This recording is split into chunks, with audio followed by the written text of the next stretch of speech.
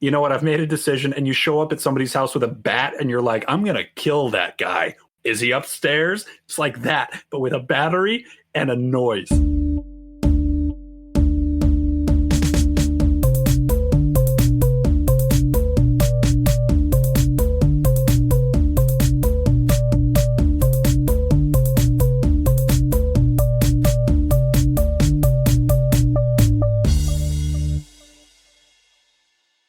Hello and welcome to The Answers of Lemon, the smartest icebreakers from the dumbest dudes. This is the inaugural 2025 edition.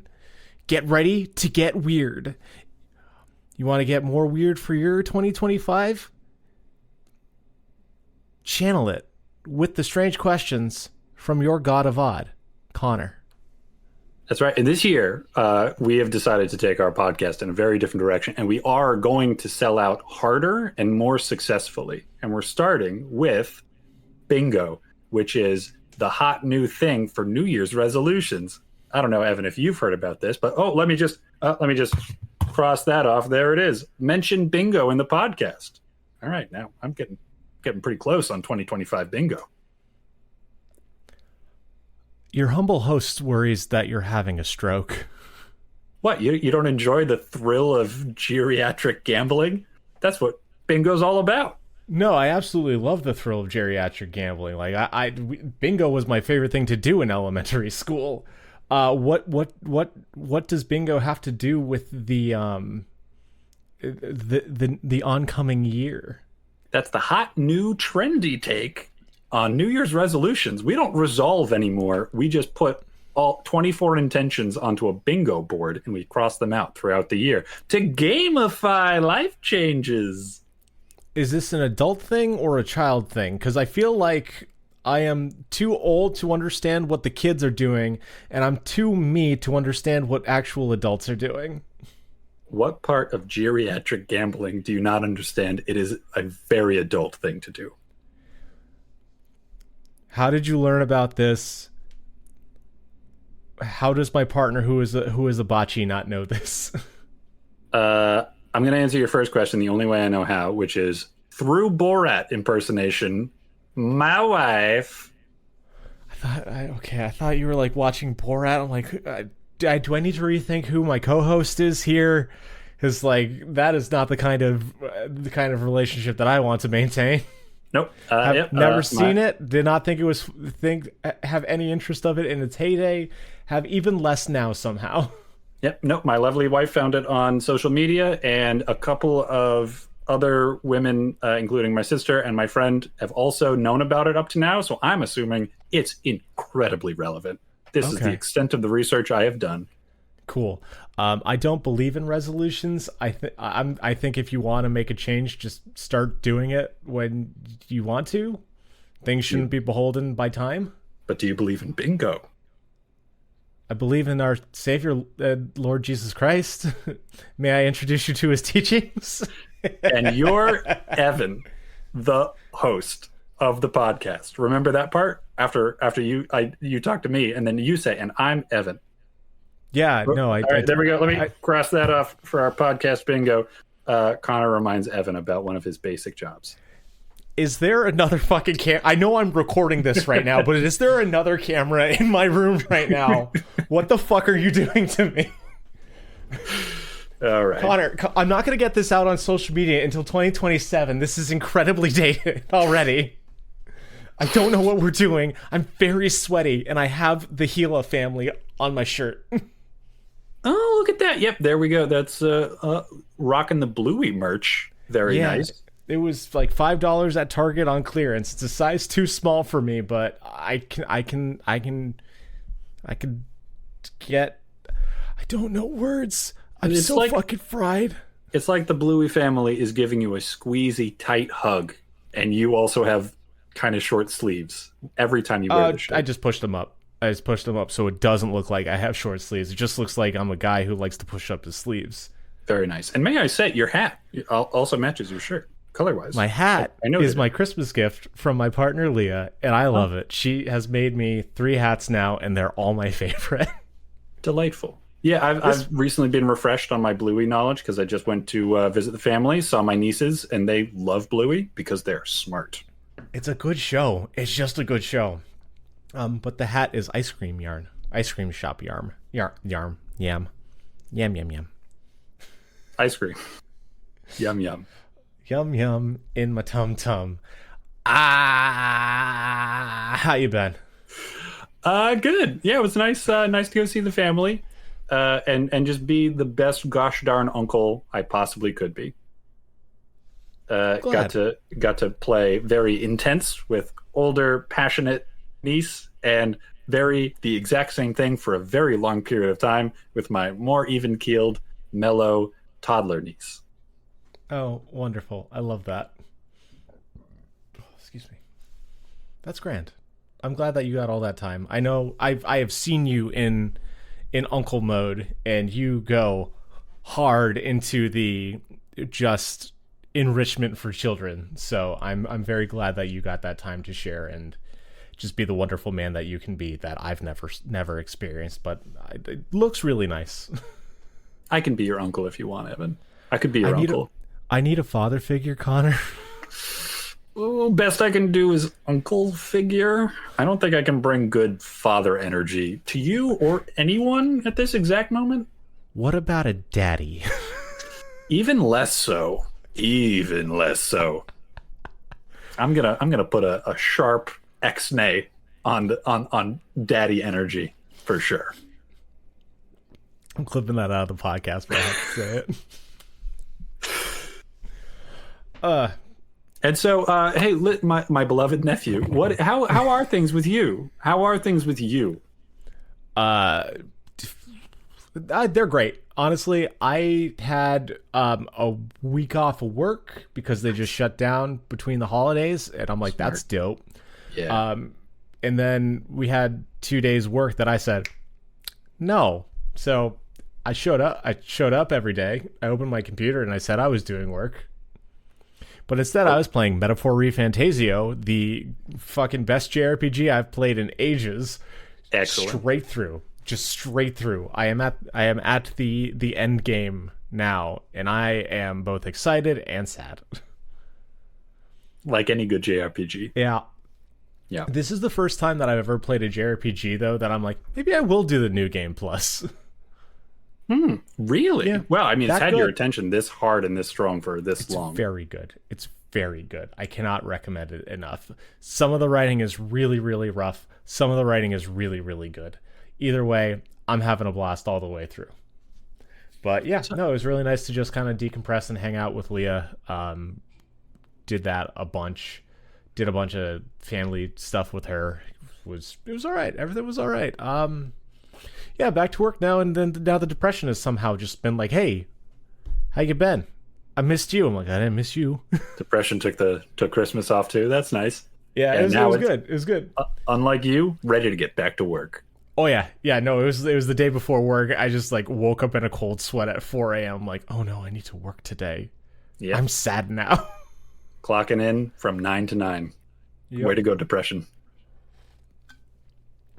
Love those overachievers. He's even salaried, man. Doesn't have to be doing this shit. Bastard does it for the love of the game. Oh man, but the game that I love is Metaphor ReFantasio. This is now a Metaphor ReFantasio podcast. You were so close to a really good segue. I could I feel know. the segue happening, and you yeah. canned it for your Oh, yeah, favorite new video game. I was doing it for the joke. Damn it. I'm at least a seasoned podcast host at this point. We've done this shit for over a year now, so I've paid some of my dues. So yeah, I know how to fucking transition. There's a reason that I'm the humble host, gosh dang it. But no, I really like Metaphor ReFantasio, and I just want to drive that home one last time. And the dice is still rolling, so I need to vamp even further. Holy cow, a new one. We're going all the way down to 82, Connor. Are you ready?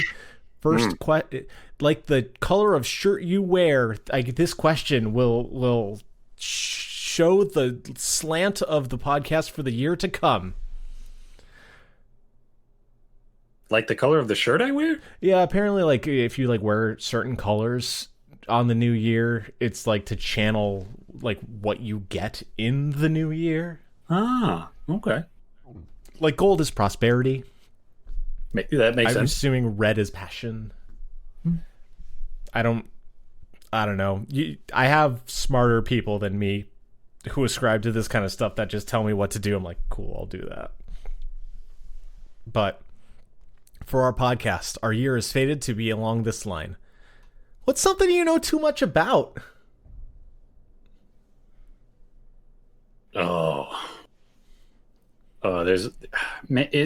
That's tricky because there are a lot of things I know too much about, but only for a week or two. Right. I'd probably say Harry Potter. I probably still know too much about Harry Potter because I read that stuff obsessively when I was a kid. That was years of fascination. So you know too much about like the specific lore of it, or about like all the jazz around it? It's a little. I mean, I haven't done like the really, really deep dive into all the J.K. Rowling controversy. I do know the extent of it, and that does make me sad, and it does make me want to know less about Harry Potter too. Right.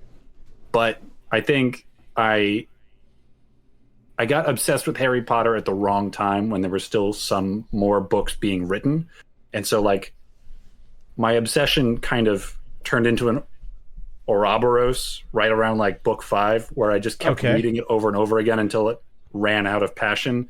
And then I just kind of read the 6th and 7th book as like, I mean, I got to follow up on this. I got to know about who killed who and all that stuff. Right. But I wish that I had put that time into getting obsessed with something when I was a kid that I got the full passion of from beginning to end, all in one go, and just like lovingly obsessed over for a good long while. Instead. I do want to go more into this, but what I want to tell you beforehand is I was a stupid child, as I am a stupid adult today. Much like Brian Sella says, emotional baby boy, emotional man. That also works with your intelligence, apparently.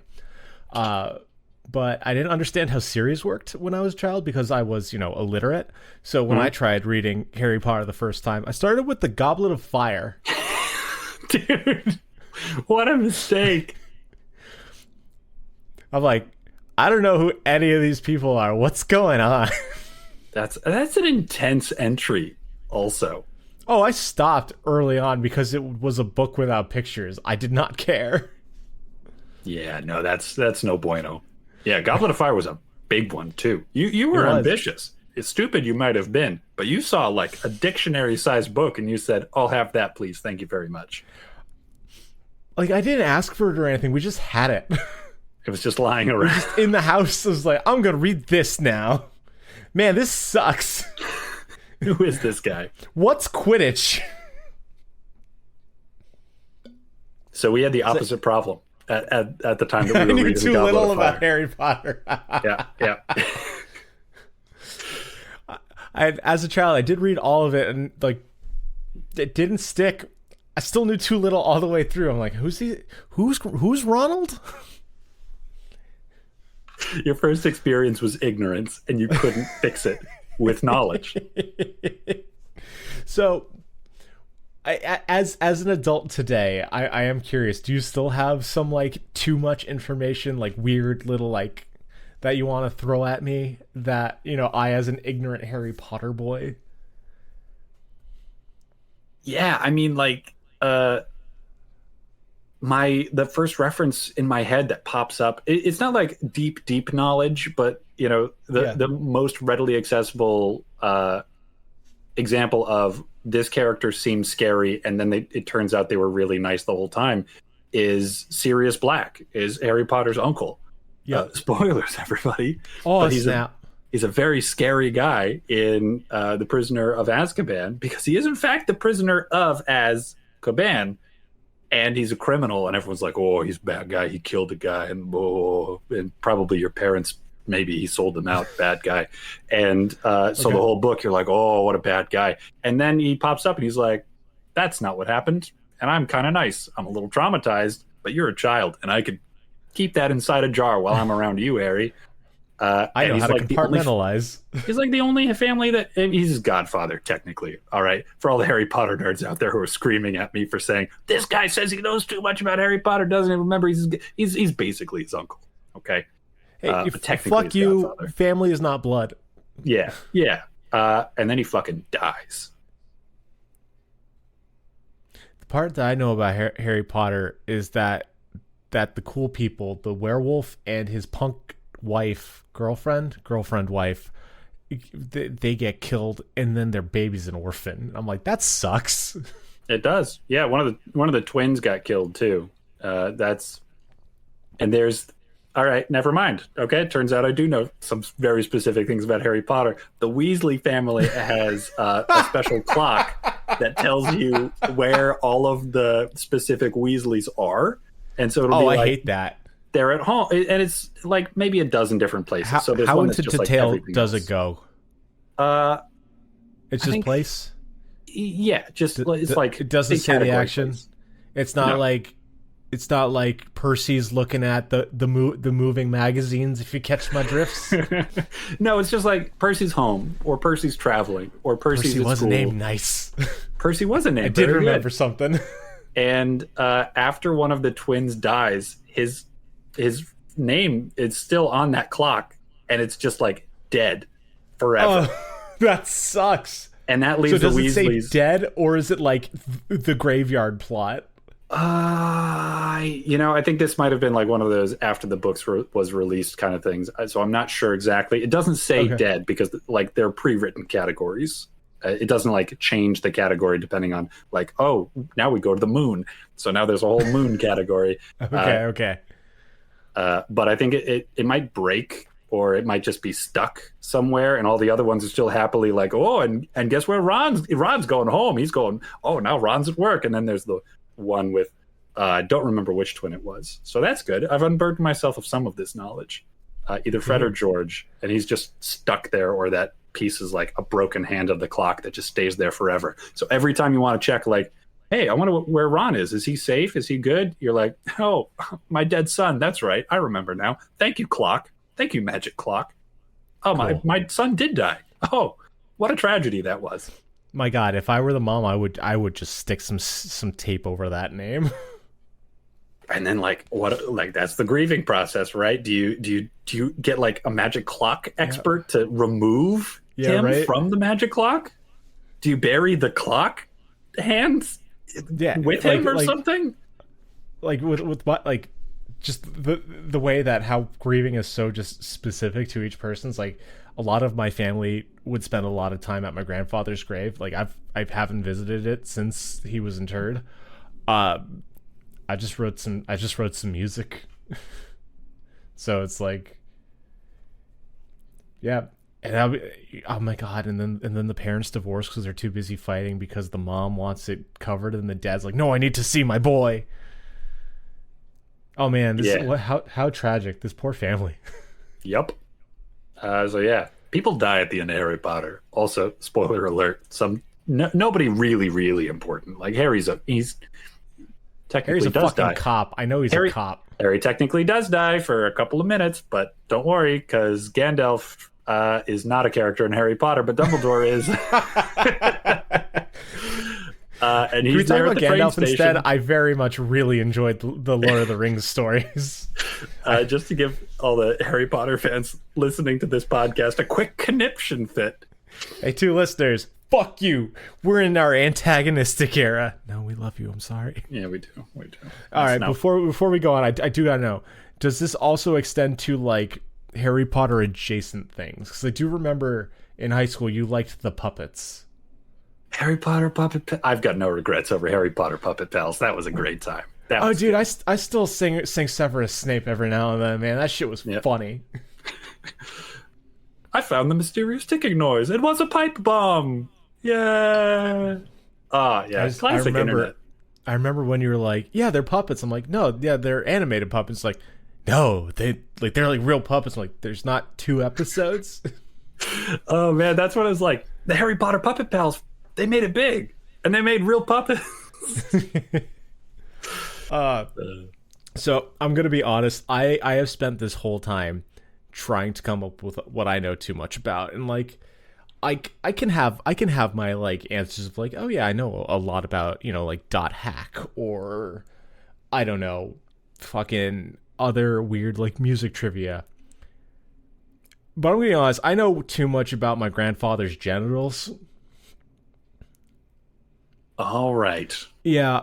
All right. Yeah, so that's the answer that I gotta give for this one. Speaking of the grieving process. Yeah, when he was unwell, he had a urinary tract infection at one point, in one of his hospital stints towards the end, and my sister was basically like was more or less his wife responsibility there. Like, she was always there with him, answering all the shit to the doctors and stuff. Like, she was making sure he was getting the care that he needed.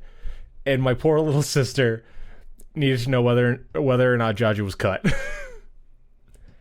So she had to have that conversation with my grandmother, and she's like, I don't care, like, we know what you guys did, like, we're here. We just need to know so the doctor can help him. So I now know through Aaron's needing to get that out. Okay, and all right, and I do feel the need to preserve some privacy for Judge. I would prefer. I know that you know. I don't. No, I know. I was only going to answer if you asked. I was not. Yeah. All right. So yeah, for sake of decency, I will not go into detail. But yeah, that's what I know too much about. It's the other end of the spectrum of knowing too much. It's like there is knowing too much and there's knowing too much. I think probably I know too much now, because now I know that you and your sister both know whether or not Jaji was cut.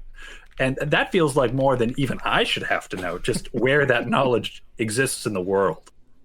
See, and this is just goes to show how family is not blood. Connor's not related to me, but now he's part of the trauma that my family has extended. Like, you're part of it now. Welcome to the clan, motherfucker. Your induction is trauma. Once you've hit a certain amount of trauma, you're in. See, that's the only thing we know how to give. Your dad gave me a house key. My dad gave you a lot of time in therapy. Fucking Leah was spending a lot more time with my family because of the holidays now, and she's like, I feel like I can like exhale once I leave your grandmother's house. Because like it's like all fun and cheery, but like it is very different from my family's version of fun. Like, I had to not say fuck when I was there. I'm like, oh yeah, no, Bocce is a Catholic lady. She'd be very upset with you. Yeah. It's a little different hanging out with Evan's family. For me, a lot of my experience was, I wonder why they don't like me. Obviously they don't, but I wonder what it is. What made that happen? It's all right. They don't like me either, and I'm fucking right there, man, leading the charge of this generation. Shit. Oh man, Connor, what fictional sport do you want to make a reality? Well, Evan, it's funny you should ask. Quidditch is not one of the things that I would like to make a reality. People die because they tried and it fucking sucks because they're not actually flying. Come on. Yeah. Hoverboards or nothing. And not those stupid fucking automated weird like segways without a handle. That is not what they've done for Quidditch, my friend. No, but like hoverboards. Some jackass made the fucking segways without a handle and called it a hoverboard. Oh, yeah. Okay, all right. Yeah, no. Isn't Quidditch just like people in like not gimp suits? What's the thing that's not a gimp suit that people wear? Like when it's all one color? A unitard?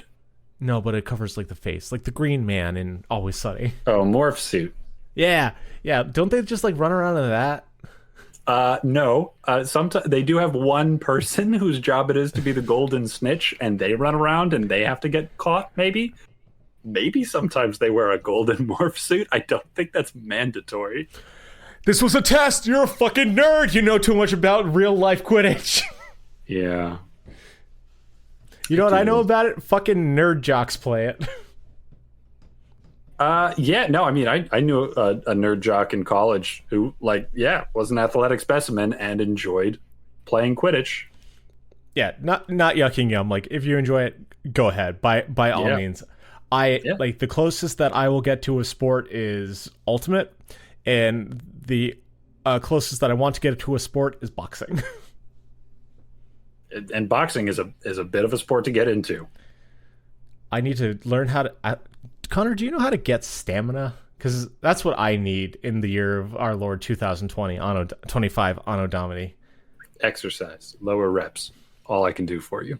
More reps, lower weight. That's it. That's all I got. Anyway, Or jog. what? Oh, fuck that. No. What fictional sport you on? Oh no, now Quidditch is in my head. I can't think of any other fictional sports. Your answer was the car soccer.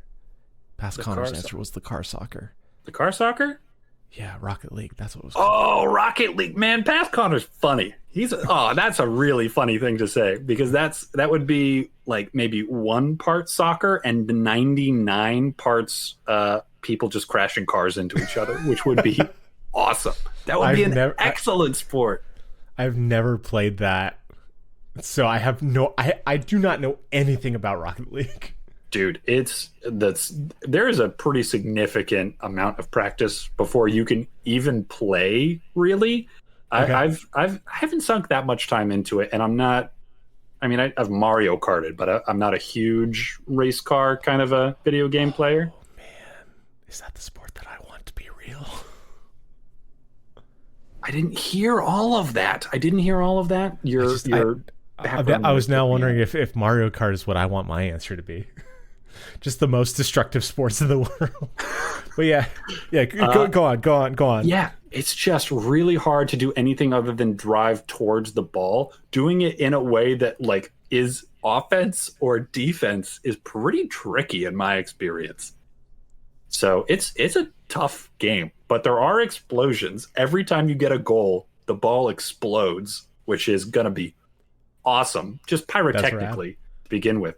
But now you've got to have athletes who are willing not only to crash into each other in their cars, but also knock a ball that's full of TNT into a goal, knowing it's going to blow up once you do it. What? And like in the video game, it's just like a fun, like, boom, you did it. Now we reset the cars and put everybody back where they used to be. Yep. But brought to real life, man, I can't believe we talked about this. That was a great idea I had. Man, this is why I know too much about Harry Potter. Because like Quidditch took that spot in my head. Erase it and remember more Rocket League. Rocket League, the real life sport. Oh man, that's really good. Rocket League. What are there positions in Rocket League, or is it just chaos? Chaos. I'm sure there are a bunch of different versions and like ways to play, and probably people can get their 4 best Rocket League partners together and like agree on positions. But for the most part, as far as I know, the positions are drive towards the ball, trot, and don't feel too badly when you do accidentally score on yourself. Okay, cool. All right, I have so many different answers rattling around in my noggin, but I think the one that I need to go for is another one that I haven't played, but I owe Mike a match. It is Blood Bowl. Oh. So Blood Bowl is the Warhammer? I think it's the Warhammer world. Okay. It's got to be as gruesome as I was thinking. Pretty sure. Yep. So it is basically it's got all the like fantasy races and whatnot. And they participate in the Blood Bowl, which is the ritual left down by the god, like the old god Niffle, that basically it's sports with violence. So the god Niffle is the NFL. It's fantasy football, but fantasy football. Fantasy, that's so good. It's, dude, honestly, if you want a good time, ask Mike about some of his matches. They're fucking hilarious. So, you get all your different races. So you get like your orcs, that they're the tough, punchy ones, and then the elves that are the fragile, fast ones, and then you have the trolls that are just big hulking nightmares that can just like fuck other players across the field. Awesome. And then there's the little rat bastards that just can like scurry across and overwhelm. And like it mixes both football logic and just magic and combat. So, you can have a wizard that can like resurrect one of the team members that, got killed. Or you can like, I don't know, do some fantasy fucking magic and like cast a hex on your opponents or whatever. So I am not a sports person. I can follow them really well. I just, they're not super engaging for me. I'm an esports loser. But like if you put fantasy chaos into football, like take out the ad breaks and put in the punches, I'm fucking here for it, my dude. Like that would kick serious ass. That would be so cool. It's so good. It's so good. Mike's actually relatively solid too. Like he's not like, streamer solid, but he makes the playoffs a lot in his leagues. I highly recommend, honestly, if you like any stories of Mike, whether it's Blood Bowl or any of his XCOM stuff, he tells it all very entertainingly and it's a very good time. So like, but that's why Blood Bowl, like dude, the Minnesota Vikings are actual fucking Vikings. That's a great time. Just That's fucking so cool. marauders just hoofing it down the field at you. You're just like, oh, that axe is real. Awesome. Yeah, it's great. It's fucking great. So I think that reminds me that and in the honor of coming up with a new answer when you ask me these questions, my new answer, or rather maybe my co-answer, is Blaseball, which is fantasy baseball. That was, I don't know if it's still up and running, but it was during the pandemic, and I was briefly obsessed with it for maybe like 3 or 4 months. I do remember you telling me about it. I never looked into it. It's really hard to explain, but essentially it's a baseball simulator where the players just do standard baseball things. You've got a pitcher with pitching stats and like fielding stats and like batting stats and things, but you don't really know what all of those stats mean exactly. And when they first set up Blaseball, they decided early that the glitches were going to tell the story. So when they were still like really working out some of the basic things and things went weird, the community that was built around it and the actual developers created in-game canonical events to explain the things that had happened. And so eventually things got introduced, like umpires that would incinerate players during particular types of weather. Okay. And that's they would psychotic. be dead forever. And then, like players would vote on changes between seasons, or not players, the community, the fans. Yeah. And so like you'd vote on introducing snacks, which aren't going to be actual snacks, and like different ways of betting. You have virtual money. And so it was very fun and also incredibly wild because the community created semi-canonical depictions of all of these players. All you had was names and stats and things they had done. And so people came up with the craziest kinds of backstories for all these folks and the way they like gave them personalities and everything. And it just got so wild, so out of hand. It changed really every single week based on what fans voted for. Cool. The other one that I was thinking of that I was going to riff off of if you chose that one was Lethal League, which is the combat baseball game. Cool. But anyway, baseball was fun. Yeah. Let's move up a couple of ticks to number 35. What's a minor goal you want to achieve? That is Speaking of the new incredibly year, timely. How about we can that? put this on your bingo. Timely podcast shit. Is that on your card? What? I still don't understand this New Year bingo thing. Okay, all right. I think it's dumb. I think it's dumb like resolutions. Just do things. Take the jokes. Just go make a thing. Put the jokes to the side because I'm beginning to feel like this is actually distressing you. I don't have one for the podcast, for the record. That was me making. I just made those things up. I thought you like actually like for once like put in some effort into the podcast and had a thing prepped beforehand. No, I wing it. Like this is a new year, new Conor. Okay, that's cool. what I bring in. You're still a waste of space. I love it. But I do have love you, bingo bud. I'm sorry. I cards. feel like I'm being mean. That's all right. No worries. No worries. I know my place. I'm not this mean to him in actuality. It's just this is just our relationship. We're dudes. It's good. It's dudes good. from fucking early on. It's good friendship insults. That's how you show affection. Anyway, I do have a bingo card. Me and Alita, we have a bingo card for our lives. Share it with me when we're not on the podcast. While we are on the podcast, what's the minor goal you want to achieve? I do want to get back into reading, actually. And if we nerd, maybe I'll really shoot the moon. I'm just gonna write nerd in the fucking thing here. We're gonna have to deal with that in the future. I wanna bring if I can somehow shoehorn Harry Potter into the fourth question of the podcast today. I really shoot the moon and justify how I think too much about Harry Potter because you are just gonna fucking oh god, what's the baseball term? You're hitting for the cycle.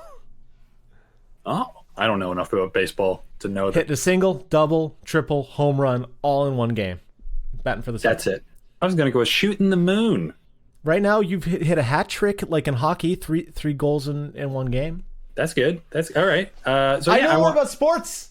I don't like sports, but I understand them. Fucking nerds can know sports, but not like them. Fuck you, Dad. They're good for metaphors. Sports has a lot of good terminology. Metaphor Refantasia, the greatest game of 2024. Right back around to nerd. Whiplash. No whiplash. It's always on the brain. Never that far away. Yeah, I want to. I didn't get to play it for 2 months when I got my job, man. This was a fucking pressure valve release.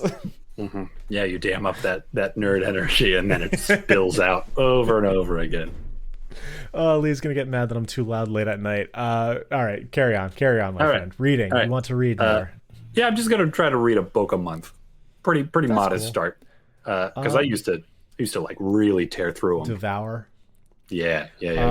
What kind of stuff? Are you doing some like fantasy shit? Are you gonna do like self-help stuff? You want to like actually read historical accounts so you can have more quotations for the podcast? Absolutely not. Well, I mean, occasionally. So I've in the past I've been pretty dead set against history, which is kind of a funny series of phrasing, but not enough to be a pun, unfortunately. Okay. Yeah. But I did read that account of the Moby Dick ship disaster, the good ship Essex. I want to say. Yeah, that's the Leah book, which I really enjoyed. So I might need to reevaluate my perspective on that. But she's got a bunch of recommendations for you, bud. And so far, really good. But in mind, mostly I've got fantasy stuff. I just got a trilogy from Robin Hobb for Christmas, which follows up on a series of books I was just reading before that she had also written. Cool. 3 things really fast. 1, with Leah, I got her a Mischief Brew single LP record for Christmas, and it's a cover of a song about a ship that sank. So cool. She was really excited about that. Cool. 2, what is the Robin series about? Ships, actually, as it turns out. It's fitting. Pirates and it's like the Red Traders, I think. I haven't started reading them yet, so I don't know. But okay. Yeah, it's in the Farseer setting, I think. Yep. That doesn't mean anything to me.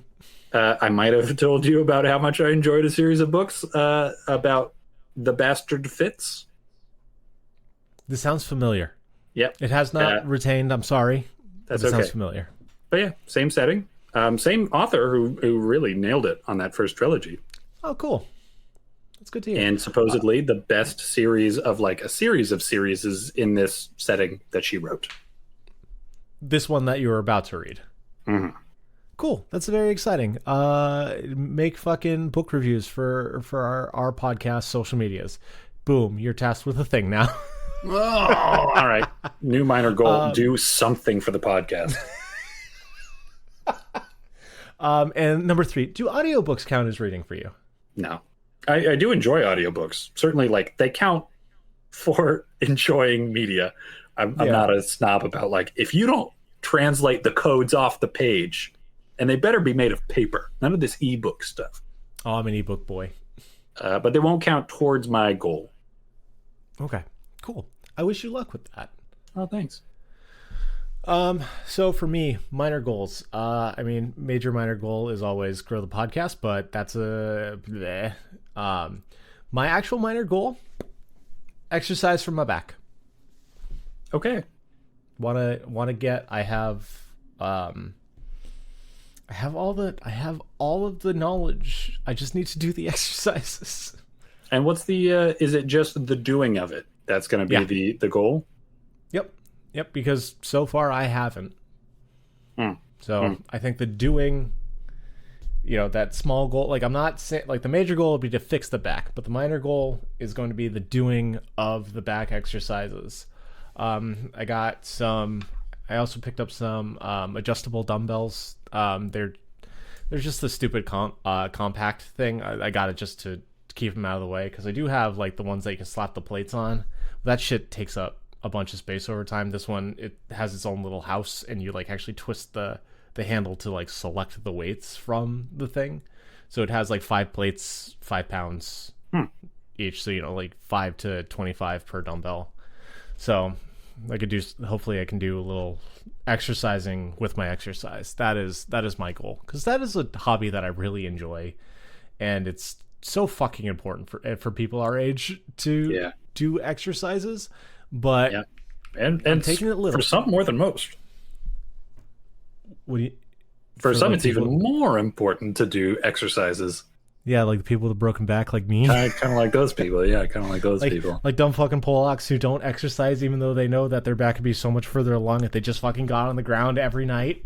He's Polish. He can say that. He can say that. That's his word. Sorry, it's a family thing. It's a family thing. We've been saying it forever. It's not a fucking thing. I'm sorry. That's reflex. That's reflex. I'm so sorry. That's how you know it's real. That's how you know he owns it. You know what you could do to motivate yourself is dedicate one day in the coming week to living that day as though you were in the worst throes of your back pain, and just go through your day from beginning to end exactly that way to remind yourself, oh God, that was awful. Oh, you mean go back to the hospital?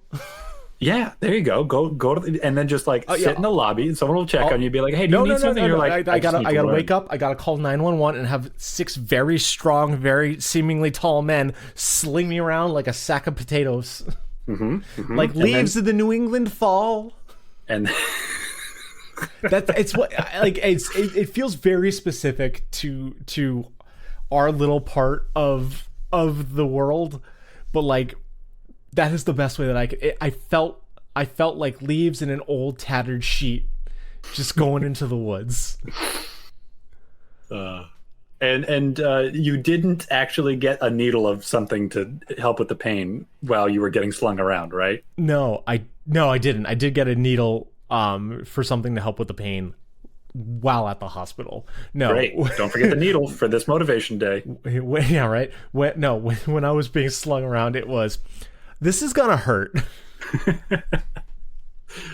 I would love to watch the concerned employees at the hospital watch you just check your watch and check the schedule that you've got in front of you, and then take a needle out of your backpack and jab it into your own back and go, it's just how today went. I just need to relive today. This is just how the day was. I'm okay, and I'm leaving soon. It's all right. So I like the minor goal in service of a major goal kind of thing that you introduced to your answer. And so I'll add to my answer. Like the point of a book a month is Yeah. not like to practice reading, but the major goal attached to that is to kind of revive that hobby that I used to have, like really through college, up until grad school. I was a pretty avid reader. I Very miss it. cool. Miss it. It used to be a big part of my identity. It was a big part of like that's who I am. That's one of my major ways I devote my time on the face of this earth. Man, it'd be cool if I got back into drawing. That'd be fun. Oh, that would be cool. I've got a couple of ideas. I was playing Final Fantasy Tactics, and characters can die permanently, and one of my guys did. So I want to draw a little like memorial to him. And the other thing that I really really want to draw is I watched all of the Santa Clauses with Leah over Christmas, and I adore Bernard. I think he is a fantastic character. I do think that he needed a cigarette in every single scene. that man was haggard. So I want to draw. I don't know if you remember that picture of Ben Affleck like standing outside of his apartment, just going, yeah, with a fucking butt in his hand. I want to draw just Bernard as that. I think I'm kind of disappointed in real life. I don't think I've ever seen somebody with that like crumply like cigarette, the one that like always shows up in drawings of like the like poorly formed, or like it's like it implies that somebody stepped on the carton of cigarettes at some point and they're still smoking them, and that just shows you how tired somebody is. Yeah. Have you read the Guards series from Terry Pratchett? Oh, I have read Guards, and I read the next book after that. The cigarette that Navi has. Yeah. The one that he just never ashes, so it's just like blur. Oh, I love it. I love it so much. Oh my god. Oh, fuck. I have learned that in real life you can get that long like trail of ash if you just put like a paper clip into your cigarette before you start smoking it, and it'll hold it just enough in place as long as you're careful. So you can have that long trail of ash without dropping it. Did I talk about that on the podcast, or was that just so. Because that's what one of the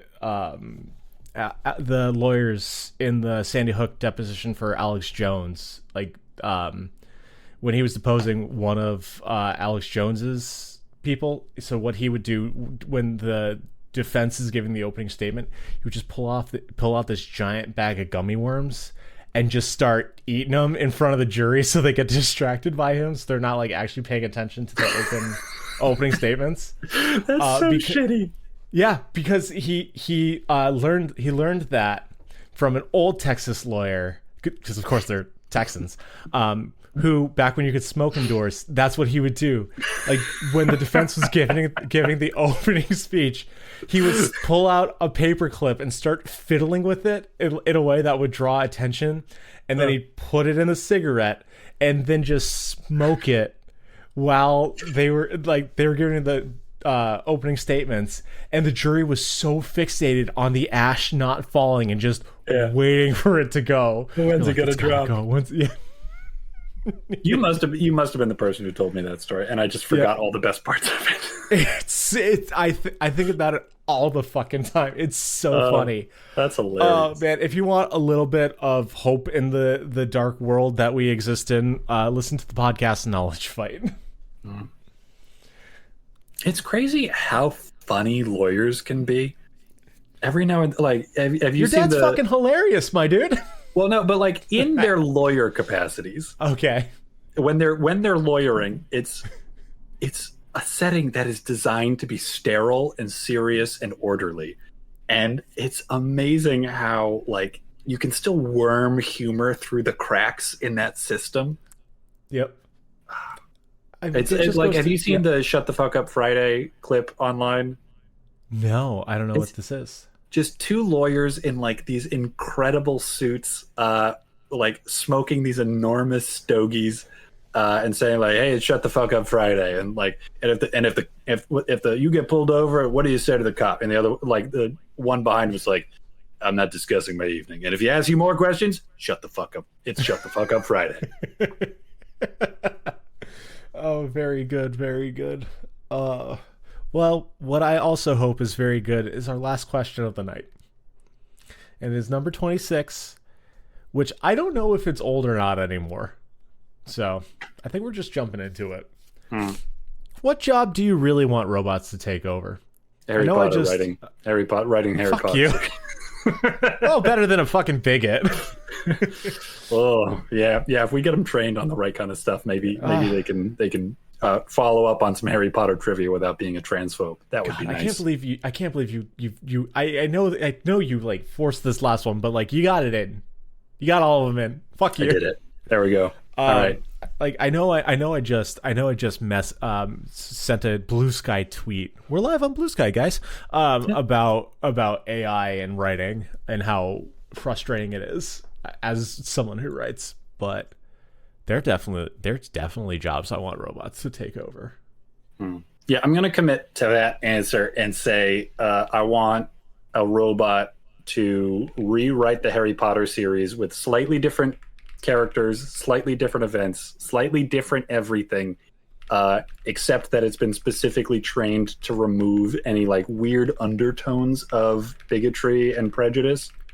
So here we go. So going through the initial Harry Potter series, one of the points that J.K. Rowling made was the elves love being enslaved. Actually, that's fucked up. That's so fucked up. It's kind of fucked up. I know Leah was I don't know anything about Harry Potter, but Leah knew stuff about Harry Potter.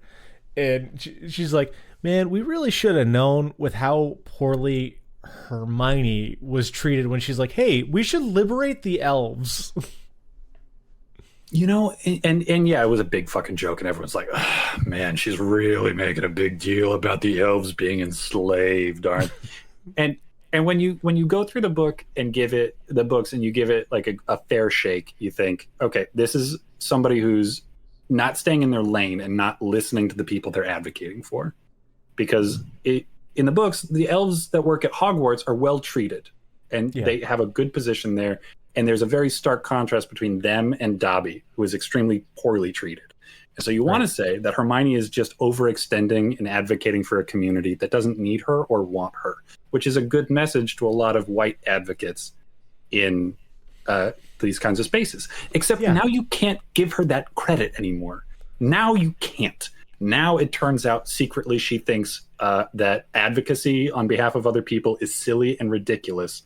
And I just want a computer to just scrub those kinds of things out. And then we can give money to the computer instead of J.K. Rowling. So we don't even need to worry so much anymore about, we're enriching one of the richest people in the face of the earth. Well, it doesn't really matter. She's already got more money than you could ever possibly get. Well, really, it's more of like a moral, like, just stop it. Let's just, we'll stop dividing the queer community over Harry Potter and just have a Perry Hotter version that a computer wrote. And then we can divide the queer community over AI ethics instead. And that's better. That's progress, maybe. I hope. I think that's a great decision for you to make as a straight man.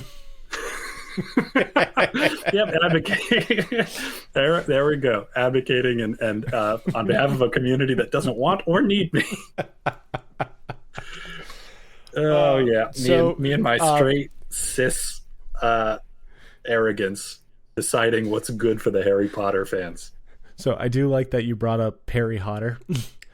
Because when Lee and I were driving this past weekend, we came up with Sank Frinatra and the Pack Rats.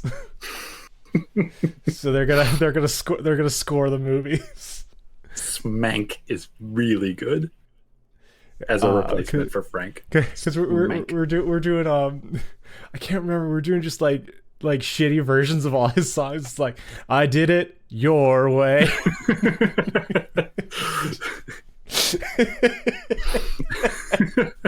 It's like the worst fucking version.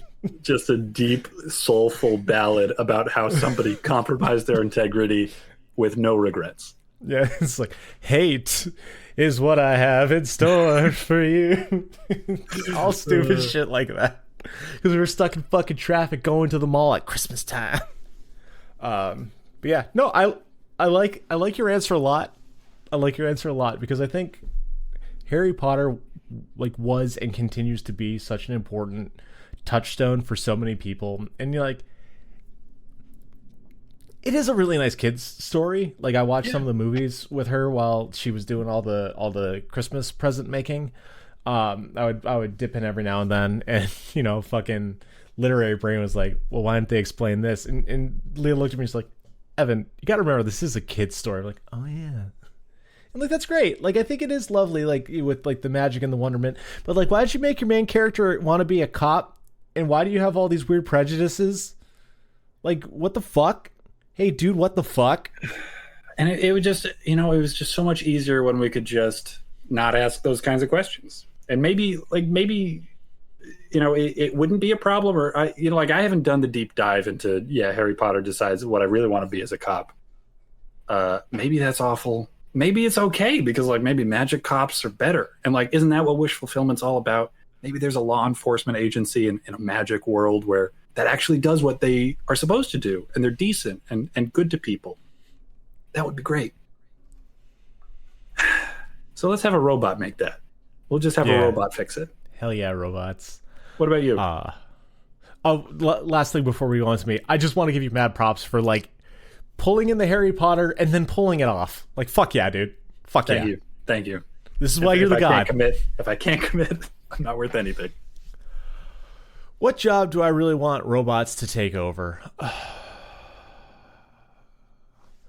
I want like Judy from the Jetsons.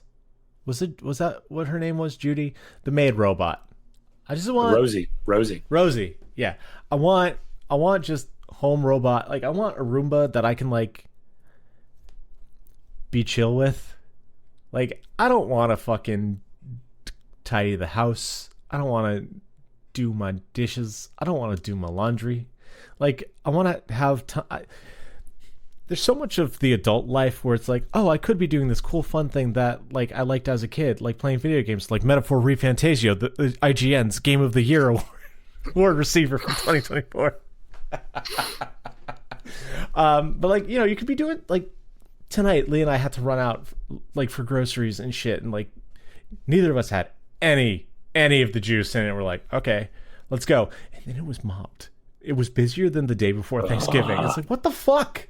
Like these little like mundanities. It's like we could be making robots that help people and like give us more free time and like take care of our needs. And like I'm not like I've never seen Wall-E, but I've seen the pictures of the fat people. Like I'm not saying like to like make us like unable to take care of ourselves, but just to free up people for better enrichment, for more fulfillment. Like I know that's a very first world type of thing for me to say, but like why are we making fucking robots that are like police dogs? Not to keep harping on the cop thing, but like why is Boston Robotics making fucking what's going to just end up being law enforcement drones when we could have cool robot animal dog friends? Like we could have like robots could be so much fucking cooler than they are. Yeah, that's the strength of automatization, making machines do things for us. I listened to the Automatic the other day, and boy, do they still hold up. Here's that too, listeners. I'm going to keep bringing up the Automatic. They're my favorite fucking band for a reason. They still fucking hold up. Go listen to Not Accepted Anywhere. But like having factories that are now like mostly robots that are making goods. That's like it does really suck to make people lose their jobs. And that does have a huge human cost. And also it does mean that that's now people who can fill their lives with more meaningful work that isn't just soulless, repetitive nonsense that breaks your body down into little pieces. Yeah. The more people need jobs and the more that those jobs are taken by robots that are doing them automatically, the more that people have opportunities to do things that are more meaningful and that require more human element. Yeah. Like it's just so frustrating. Like I am a proponent of universal basic income. Like, I do not. I think it's such fucked up bullshit that like people need to scrape and scrounge and scringe and scrim and scroob and Scooby Doo for like at fucking 3 jobs to like. I hate Scooby doing at 3 fucking jobs. Man, that's the worst.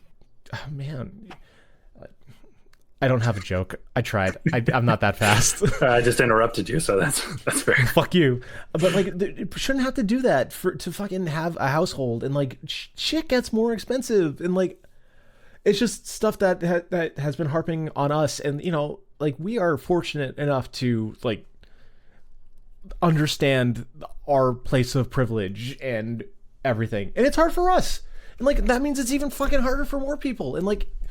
Robots should be making it better, not making us worry about our fucking jobs. Like, as I went to school to write, not to prompt, and now my job is fucking prompting, like, fucking discovering which AI is the most, like, far forward to understand what I want it to generate, and then have fucking robots write my shit when I could be doing better, and yes, more time, but, like, at least we know it's going to be good, and we know that it's not going to get flagged by the internet. Like, it feels very cart before the horse to me that we're just putting all these things in the wrong space. And that's why I want my robot to do my household chores. I want the chores. I want my robot mom. I will tell you, so I've been in a couple of different homes, especially over the holidays, that have more advanced appliances. And I initially liked the little traces of personality that come with like alarms that have like a happy little song. It's really easy to anthropomorphize the oven when it's like do do do do do do do do. We've hit temperature, and you're like, oh, you just love your job, don't you? And then it comes really annoying, and then you're like, shut the fuck up. Just tell me when the timer's done. Don't sing me a song about it. I don't need this chipper. Just give me a beep and then another beep in 30 seconds if I haven't taken care of it. Just give me a shrill, annoying tone that tells me that things are done, and we can leave the tune out of it. Yeah. Like, our oven is from 2000, which is too old, but a 2025 oven is too new. Yeah. But sorry to listeners, this isn't for you. This is for Connor. Connor, I was over at my dad's for the holidays, and don't worry, the fire smoke detector is still going off. Dude, that's not a smoke detector anymore. It's a noise machine. No, because I don't know if I don't know if I told you this, but I did because of everyone's bitching. All of you motherfuckers that I was hanging out with during COVID online were always like, it's so fucking shrill on your computer. I'm like, all right, fine. I'll put the fucking battery in the fucking smoke detector. And then the one downstairs is the one that started going off the next day. I'm like, oh, well. Cursed. That's it. That's just the house. That's just how life is there. 4 years, my dad hasn't replaced it either. You go deaf to it. It doesn't bug you. I insist that it does. Not if you live there, baby. Not if you live there. I guess you can get used to pretty much anything. But I was the one who replaced the batteries in the fire detector in the basement. I remember you doing that. Yeah, you came back from college. You're like, where is it? Like the way that some people are like, I've made a decision, and you show up at somebody's house with a bat and you're like, I'm going to kill that guy. Is he upstairs? It's like that, but with a battery and a noise. I have a bat story for you. But sad news, Mr. passed. Oh, that's too bad. Yeah, I got a message. He was a nice guy. I liked him a lot. Got a message from Uncle about it. But did I ever tell you about my Mr. and my bat story? No. Okay, so it was one day at the end of the year, I think sophomore year, probably might have been junior, I don't care. I was just walking down the hall with my bat slung over my shoulder, and no one's looking at me for anything, and I walk by Mr. and he just like pulls me on the shoulder and he goes, Evan, why do you have a bat? And I look at him and I go, oh, it's because Joe owes me money. To which Mr. goes, carry on.